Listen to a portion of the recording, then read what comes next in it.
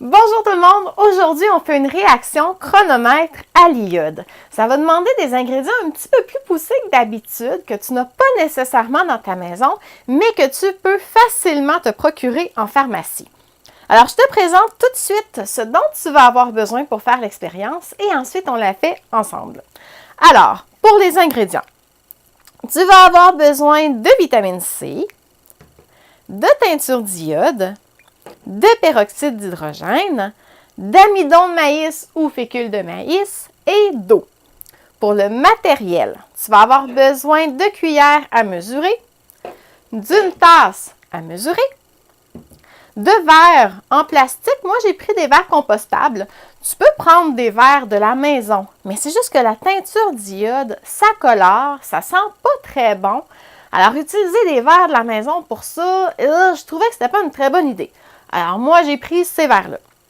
Je me suis munie également d'un petit crayon pour pouvoir identifier les mélanges dans mes verres.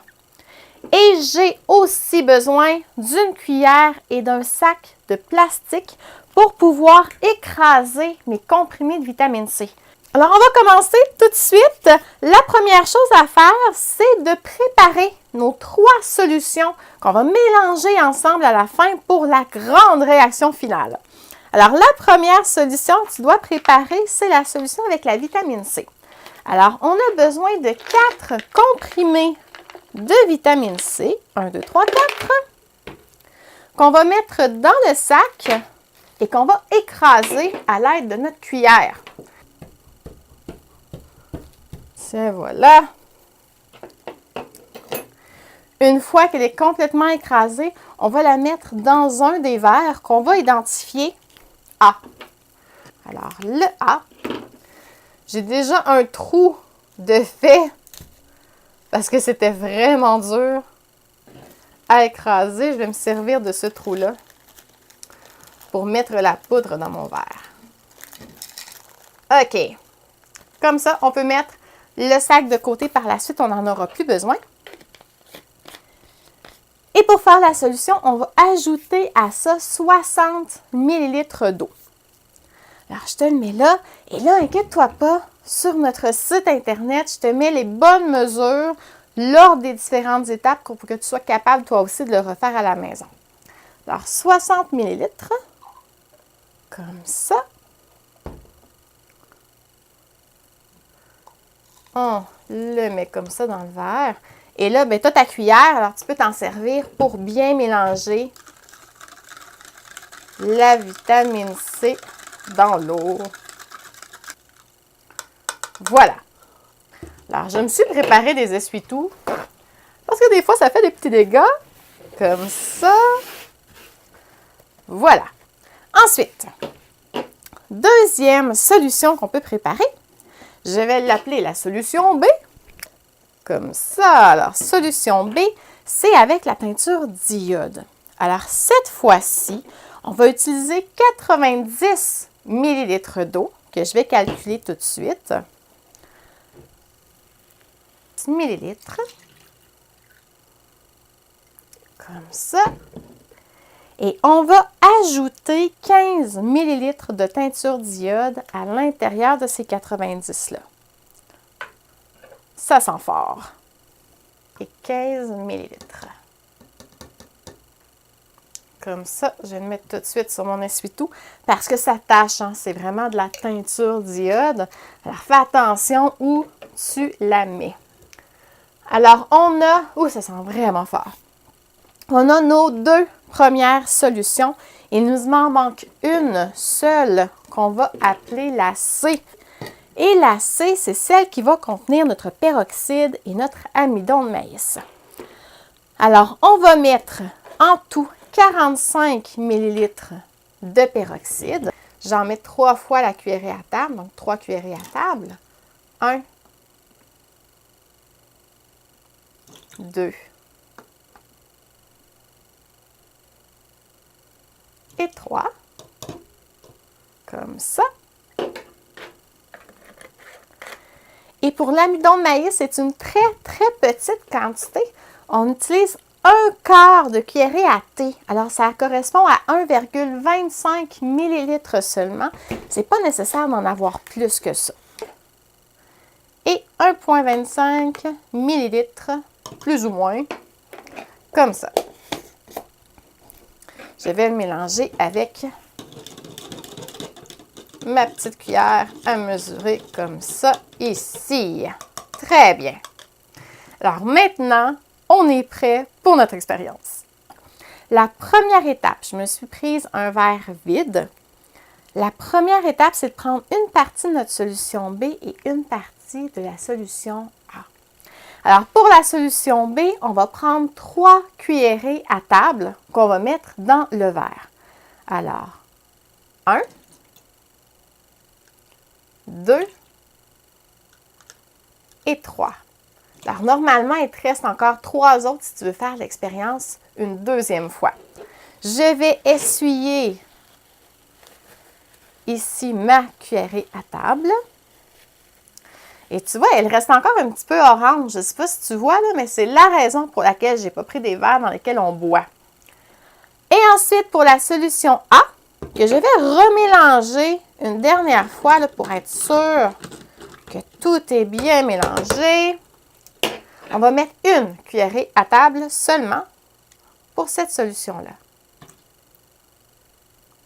Et tu vois, il y a déjà une réaction qui s'est faite. On a vu, l'iode s'est complètement décoloré. Mais maintenant, on veut la réaction chronomètre à l'iode. On va devoir verser la solution C dans le verre de notre mélange. Et tu vas voir, ce n'est pas instantané. On va devoir attendre un petit peu que la réaction se fasse. Je mélange comme il faut et je le verse. Et on attend pour voir.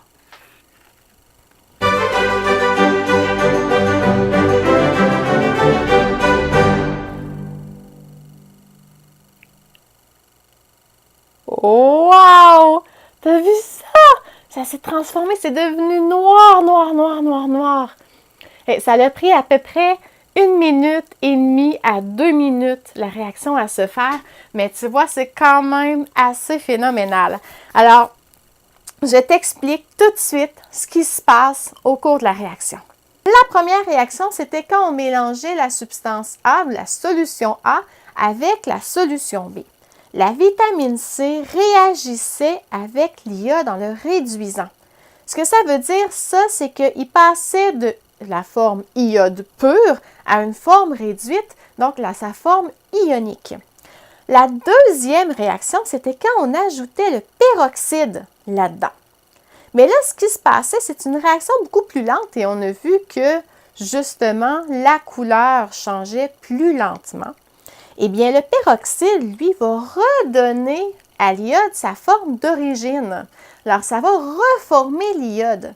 Mais tant qu'il y a de l'acide ascorbique dans le mélange, l'iode se fait retransformer immédiatement qu'il est créé. Et c'est pour ça que la réaction prend du temps à se faire. Il va falloir que l'acide ascorbique soit complètement détruit avant que l'iode puisse retrouver sa forme.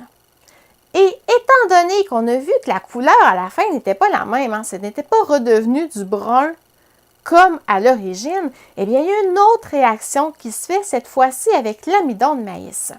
En fait, l'iode va aller comme un peu se cacher à l'intérieur de la fécule de maïs pour former un complexe iode-fécule de maïs. Et ce complexe-là n'absorbe pas la lumière de la même façon que la fécule de maïs normale.